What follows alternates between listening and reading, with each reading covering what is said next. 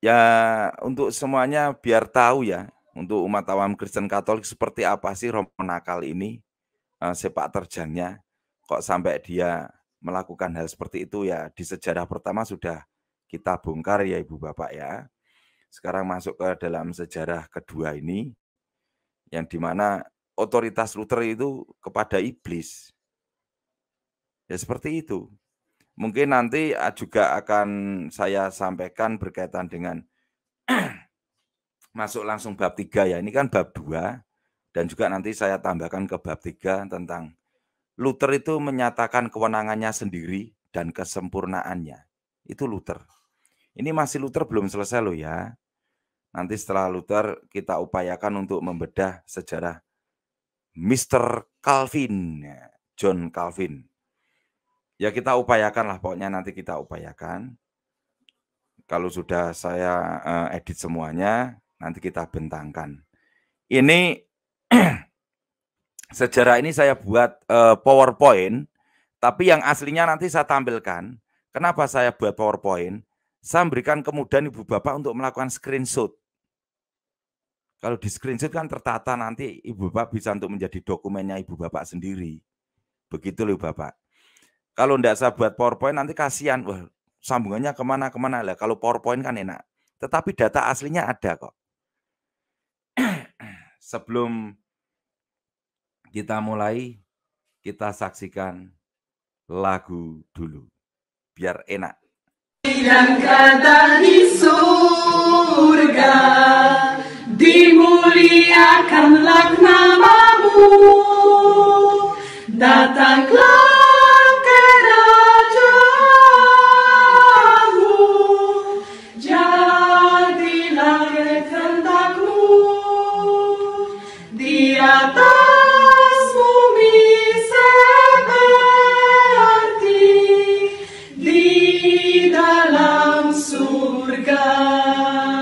Berilah kami rezeki pada hari ini, dan ampunilah kesalahan kami, seperti kami pun mengampuni yang bersalah kepada kami, dan janganlah masuk kami ke dalam pencobaan, tetapi bebaskanlah kami dari yang jahat.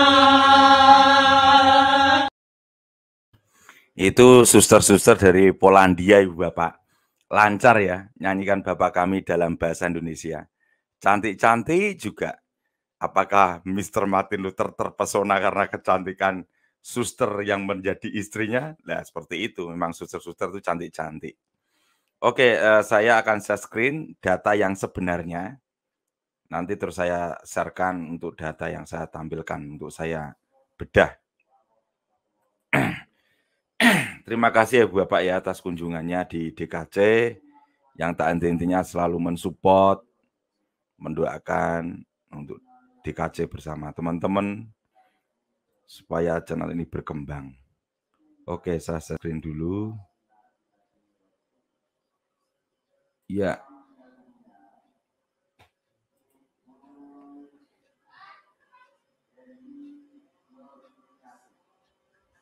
Nah, ini.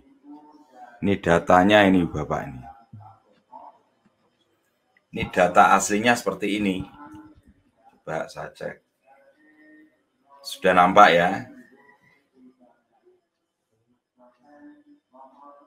Ini udah saya edit ya Bapak ya dalam bentuk PowerPoint supaya nanti Ibu Bapak untuk mengambil datanya screenshotnya mudah gitu loh. Jadi saya tidak mempersulit Ibu Bapak dalam mengambil data-data yang saya screenkan. Saya permudah itu.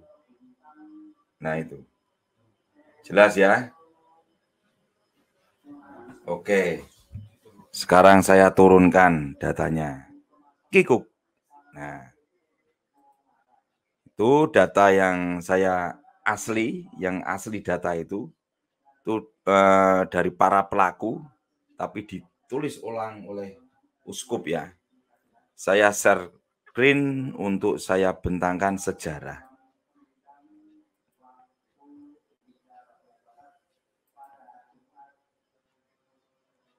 Luther mengakui otoritas dari iblis. Nah,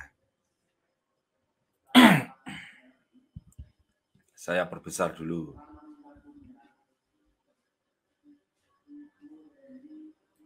Nah, bisa perbesar nih.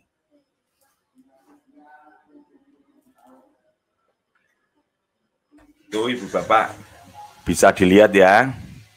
Itu tadi saya copy paste untuk saya tampilkan di sini, itu data aslinya ini.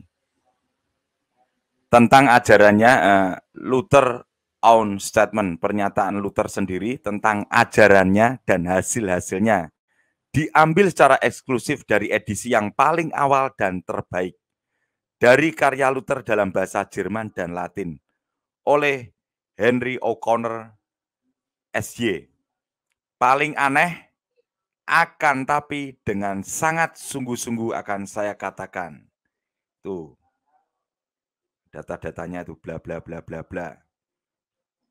Oke, cukup. Silakan saya kasih waktu untuk screenshot.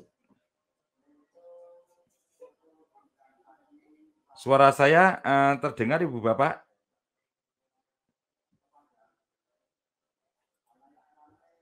Halo, terdengar Ibu Bapak? Tes mic. Cek.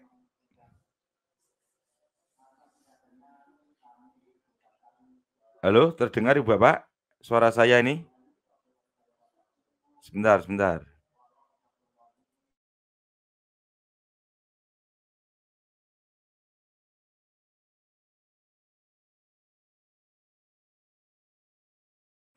Oke, terima kasih Pak Njo, terima kasih Om Goren. Oke, rekan-rekan, terima kasih untuk responnya yang sangat luar biasa. Terima kasih banyak. Oke, saya lanjut. Kita masuk dalam pernyataan Luther sendiri. Sebuah keajaiban dari ketekunan dan kesabaran penelitian Yang Mulia Tabias Malen, Uskup Eri AS. Meskipun penampilan buku kecil ini mungkin sederhana dan bersahaja, pada kenyataannya dalam materi dan nilainya senilai dengan banyak buku tentang subjek yang sama. Sebuah buku yang harus dilestarikan untuk referensi dan dipelajari oleh pecinta kebenaran, yaitu oleh orang-orang yang akan menyambut dan memeluk kebenaran ketika ditunjukkan. Yang Mulia Rev. Thomas Hendrikan, Uskup Providence. Oke, kita lanjut slide. Mulai membedah sejarah Luther. Masuk dalam bab 2 Ibu Bapak. Jangan lupa ya, sesajen-sesajennya, kopi, tehnya, cemilan-cemilannya. Bab 2, Luther mengakui otoritas iblis. Yang pertama, bagian panjang yang akan saya kutip diambil dari edisi Wittenberg, asli karya Luther, menentang misa pribadi dan penabisan imam. Salinan yang terbentang di hadapan saya ketika saya menulis dicetak pada tahun 1533. Ini duanya saya hapus ini. Masuk poin kedua. Dalam pendahuluan, Luther memberitahu kita betapa menakjubkannya dia telah berhasil menghilangkan indulgensi. Dan dia kemudian mengungkapkan keinginannya agar Tuhan juga menghapus misa dan penabisan, sehingga tidak akan ada paus maupun uskup. Ketiga, setelah ini Luther memulai sebagai berikut. Saya akan mulai dengan diri saya sendiri dan membuat pengakuan kecil kepada Anda, para Bapak Suci. Beri saya absolusi yang baik. Itu juga akan menyakiti Anda. Saya pernah terbangun di tengah malam ketika iblis mulai berdebat dengan saya di dalam hati saya mengikuti cara berikut. Karena ia mampu membuat banyak malam saya menjadi pahit dan cukup menyedihkan. Dengarkan, kata iblis kepada Luther. Dengarkan, Anda orang terpelajar.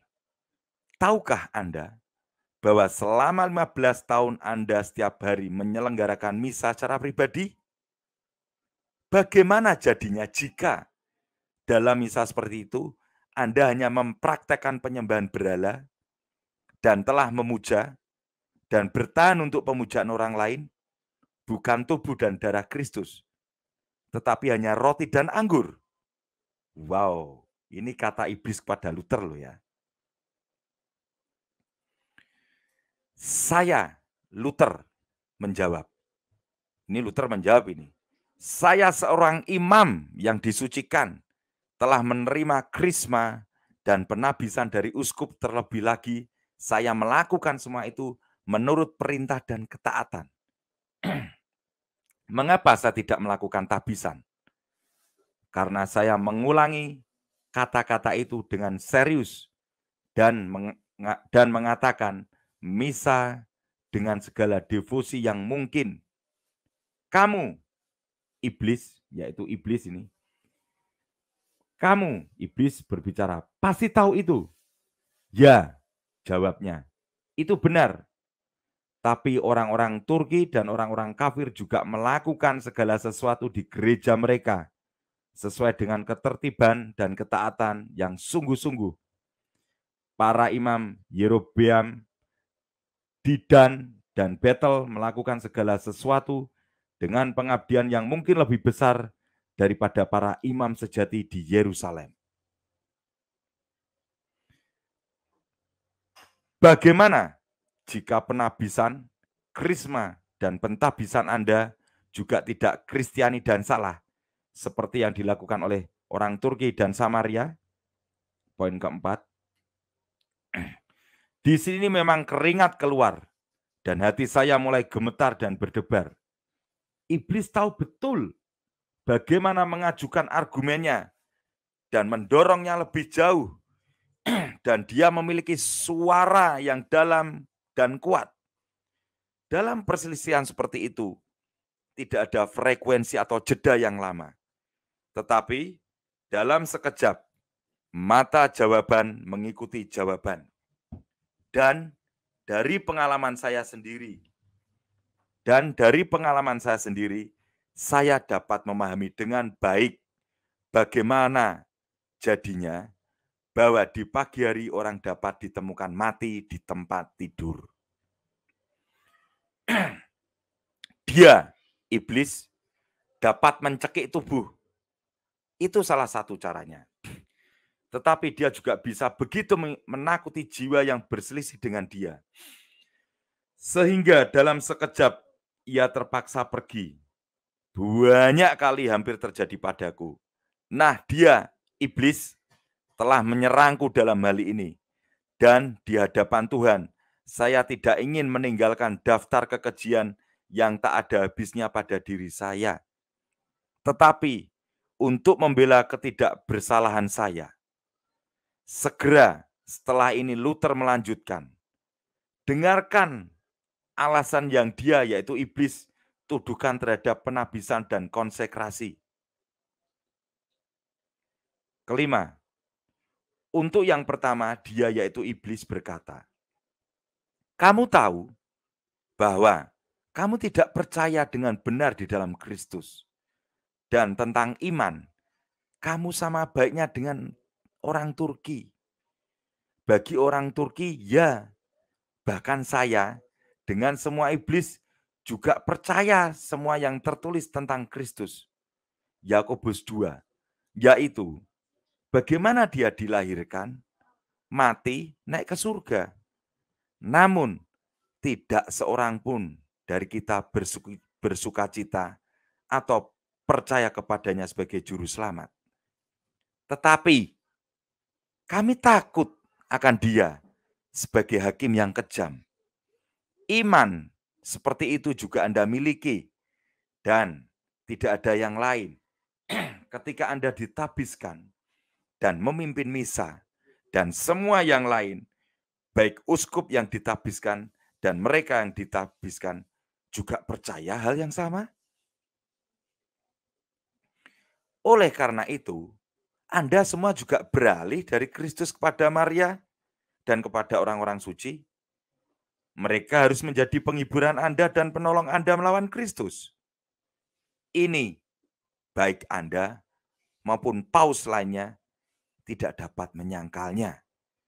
Oleh karena itu, Anda ditabiskan dan telah mengucapkan misa sebagai orang kafir dan bukan sebagai orang Kristen.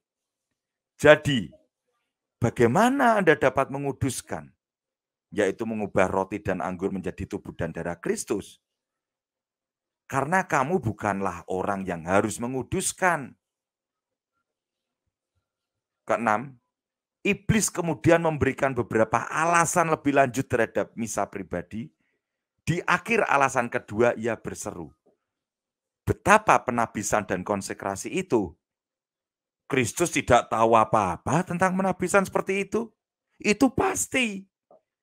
Poin ketujuh, iblis menyimpulkan alasannya menentang misa pribadi dengan kata-kata berikut.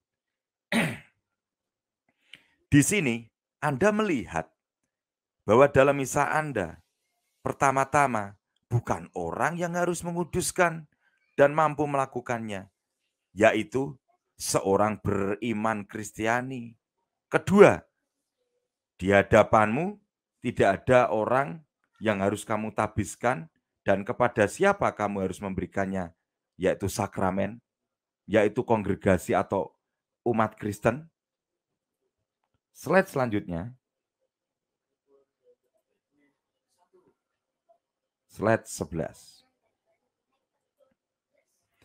Tetapi kamu, imam yang beriman dan tidak percaya, berdiri sendirian di sana. Dan Anda berpikir bahwa Kristus telah menabiskannya demi Anda.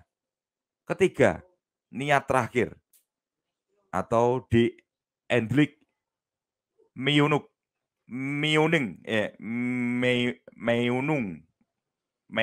apa-apa ini. Meunung dan buah atau penggunaan yang diinginkan oleh Kristus kurang. Karena itu, yaitu sakramen, ditetapkan untuk memberi makan dan menguatkan orang-orang Kristen. Gemini ya, dan untuk mewartakan dan memuji Kristus. Sekarang, umat Kristen tidak tahu apa-apa tentang misa Anda, tidak mendengar apapun dari Anda, tidak menerima apapun dari Anda, tetapi Anda diam di sana di sudut, dan Anda menelannya sendirian. Meskipun Anda adalah orang yang tidak percaya dan tidak layak, dan tidak memberi makan siapapun dengannya. Tetapi Anda menjualnya saat Anda melakukan pekerjaan baik, Anda yang lain. Oleh karena itu, penabisan Anda dan juga konsekrasi Anda tidak lain hanyalah penghujatan dan pencobaan Allah. Dan kamu bukanlah seorang imam, dan roti dalam misamu bukanlah tubuh Kristus. Poin ke-8, Luther berusaha membela diri. Dia berkata, dalam ketakutan dan bahaya ini saya mencoba mengusir iblis. Saya memegang tali kekang lama yang telah saya pelajari untuk dikenakan dan dipakai dalam kepausan Skiliset intentionem et fidem ecclesiae, yaitu intensi dan iman gereja. Artinya, saya mengucapkan misa-misa itu menurut iman dan tujuan gereja.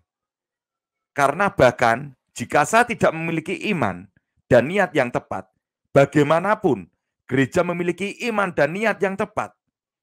Oleh karena itu, misa dan penabisan saya pastilah sah. Kemudian dia, yaitu iblis, menyerang sebagai berikut. Teman,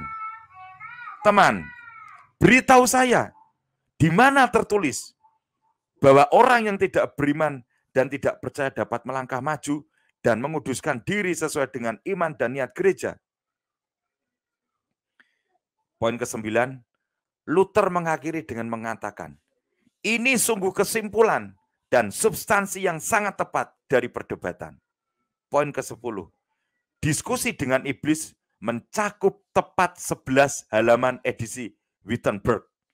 Segera setelah Luther menyelesaikan penjelasannya tentang hal itu, dia berkata, di sini para paus suci akan mengolok-ngolok saya dan akan berkata, apakah Anda dokter yang hebat dan tidak tahu bagaimana menjawab iblis?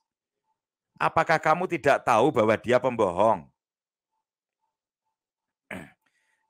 Jawaban Luther atas pernyataan ini menunjukkan betapa dia yakin sepenuhnya yang dia rasakan, bahwa benar-benar yang mulia setan yang menentang misa pribadi.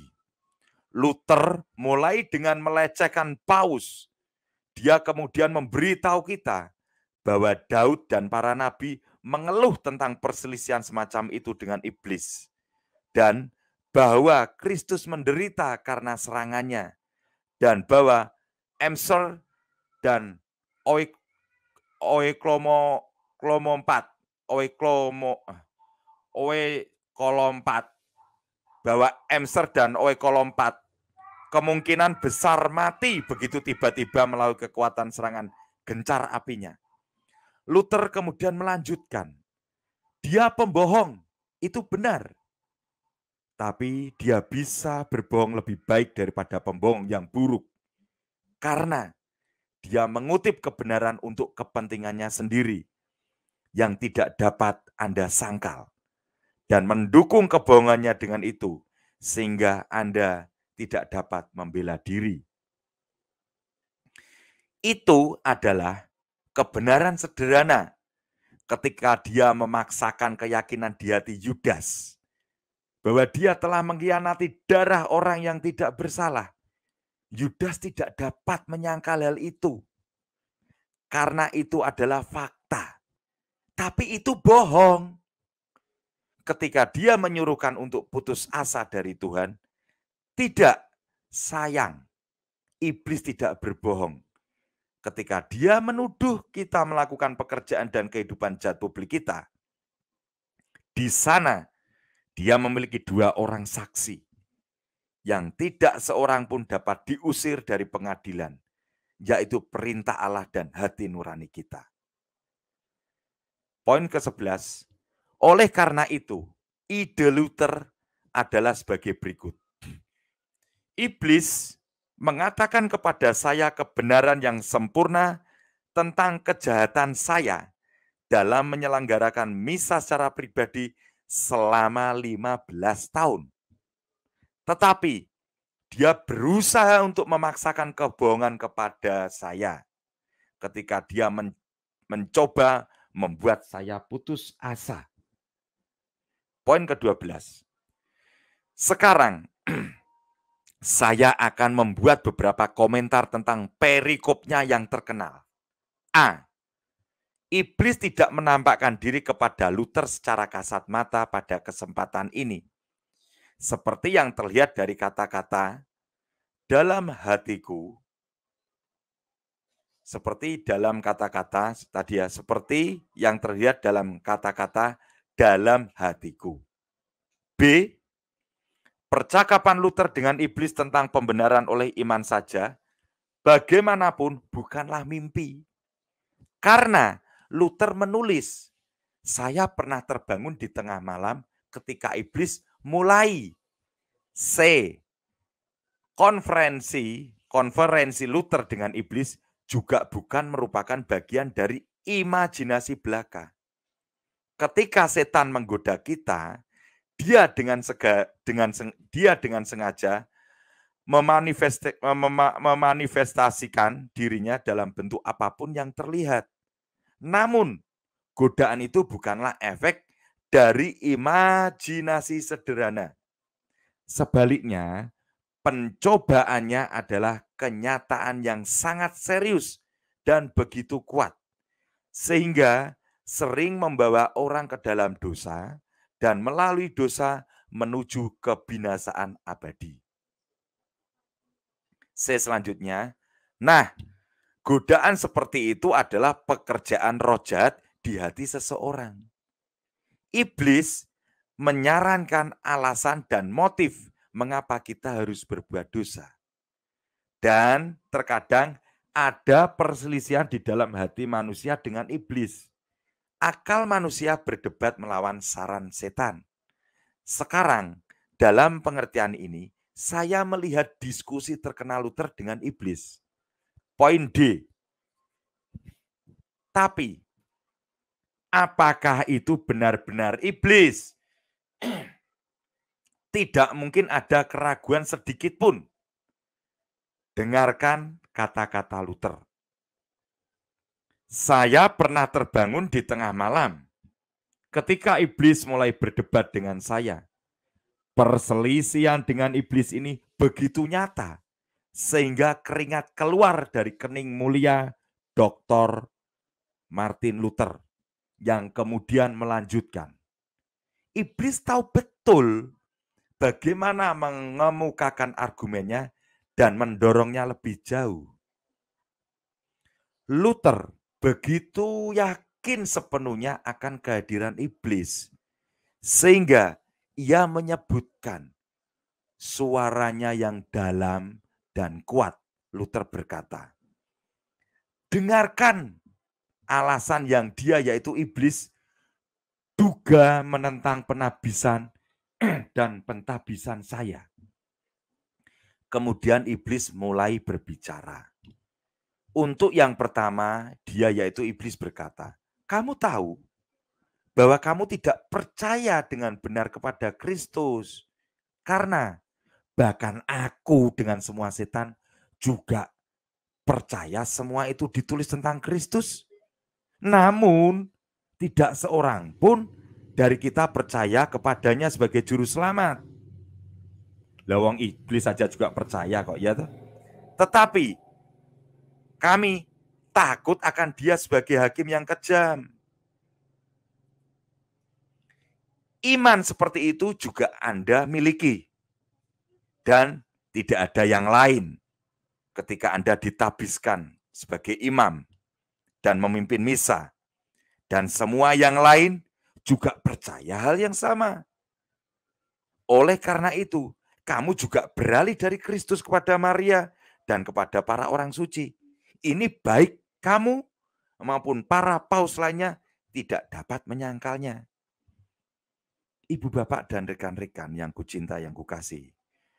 Pada tahun 1534, Luther menulis surat 20 halaman tentang karyanya tentang misa. Dalam suratnya, dia mengatakan bahwa dia percaya akan kehadiran nyata Tuhan kita dan membenci misa. Tetapi dia tidak menarik satu kata pun yang dikatakan tentang iblis. Saya ulang ya, ini keren ini. Pada tahun 1534 Ibu Bapak, Luther itu menulis surat 20 halaman tentang karyanya tentang misa. Dalam suratnya dia mengatakan bahwa dia percaya akan kehadiran nyata Tuhan kita dan membenci misa. Tetapi dia tidak menarik satu kata pun yang dikatakan tentang iblis. Kunci ini kata-kata ini. Dia tidak menarik satu kata pun yang dikatakan tentang iblis. Itu tidak ditarik itu. Poin E. Sekarang saya tidak mengatakan bahwa Luther di sini untuk pertama kalinya mempelajari doktrin pembenaran oleh iman saja.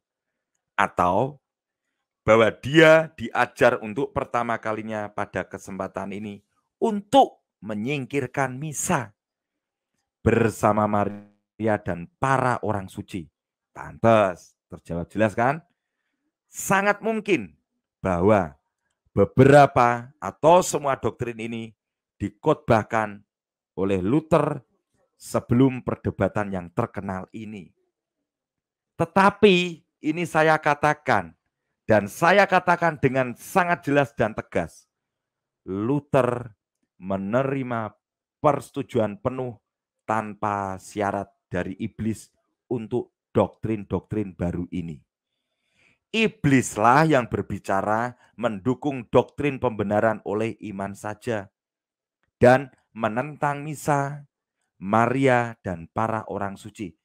Cocok coy, matuk jamune Pak Joko. Gas. F. Apakah Luther mengatakan kepalsuan yang disengaja dalam pertanyaan yang begitu penting? Jika demikian, apakah kita harus mempercayai sisa ajarannya? Atau apakah Luther mungkin sangat menyedihkan ditipu? Lagi pula, apakah mungkin itu hanya hasil dari otaknya yang terlalu bersemangat? Jika demikian, bagaimanapun juga, Luther sendiri percaya bahwa itu adalah iblis dan pembaru besar Jerman terus berkhotbah. Meskipun dia sangat yakin bahwa iblis telah berbicara mendukung pasal-pasal utama dari kredo barunya. Atau apakah Luther mungkin memberitahu kita kebenaran yang jelas dan jujur? Jika demikian, ajarannya benar-benar mendapat persetujuan dan sanksi setan, karena dapatkah setiap orang yang berakal sehat percaya bahwa dalam perdebatan yang mencangkup 11 halaman, setiap kata iblis dari awal hingga akhir adalah firman Tuhan yang murni, dan bahwa setan menjaga kebenaran dengan sangat ketat untuk mendorong Luther putus asa? Selain itu, saya telah membaca 11 halaman dan iblis tidak mengatakan sepatah kata pun tentang keputusan, tentang keputusasaan. Bagaimanapun, saya hanya mengatakan, apa orang Inggris yang lugas? Menurut saya, apa yang mereka pikirkan tentang seorang pria yang dengan tulisan tangannya sendiri secara terbuka mengaku di depan umum bahwa setan berbicara mendukung ajarannya. Poin terakhir 13. Buku Luther menentang misa pribadi dapat dibagi menjadi dua bagian. Pertama, Luther memberikan alasan iblis. Bagian kedua, dia memberikan alasannya sendiri. Susunan luar biasa dari sebuah karya yang berisi sekitar 100 halaman ini menunjukkan kepada kita betapa sepenuhnya Luther setuju dengan ajaran iblis tentang misa. Oleh karena itu, bukanlah tidak adil untuk mengatakan bahwa buku yang panjang ini dapat dibagi. Ibu, bapak, dan rekan-rekan yang kucintai, yang kukasihi, itu tadi literasi bab pertama tentang Martin Luther, otoritas kepada iblis.